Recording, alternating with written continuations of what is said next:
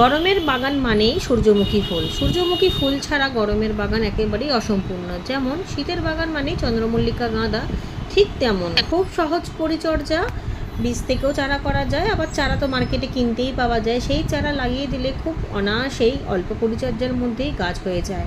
ধীরে ধীরে ফুলও বাড়বে, ডালপালাও ছাড়বে। আর এই ডালপালা কিন্তু কাটিং করতে লাগে না, এমনি এমনি ডালপালাগুলো বাড়ে আর সেখান থেকে প্রচুর ফুল হয়। এবারে প্রথম একটা ফুল একটু সময় বেশি রাখলাম গাছে, যদি বীজটা পরিপক্ত হয়। তো আমি এখনও জানি না যে এই বীজগুলো আদৌ পরিপক্ত হয়েছে কি না, কারণ আরও বেশি দিন যদি রাখা যেত তাহলে হয়তো নিশ্চয়ই হতো, কিন্তু যেহেতু এইগুলো যদি রাখি তাহলে অন্যান্য ফুলগুলো আর ভালোভাবে বাড়বেও না এবং কুড়িটাও কমে যাবে, সেই জন্যই তুলে দিলাম।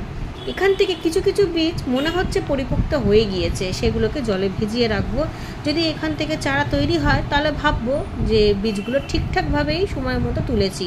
তা না হলে অন্য কোনো সময় আবার একটা বীজ রেখে দেওয়ার চেষ্টা করব, মানে একটা ফুল রেখে দিলেই সেখান থেকে অনেক বীজ পাওয়া যাবে। বাছাই করে করে কিছু বীজ বাটির মধ্যে ভিজিয়ে রাখলাম।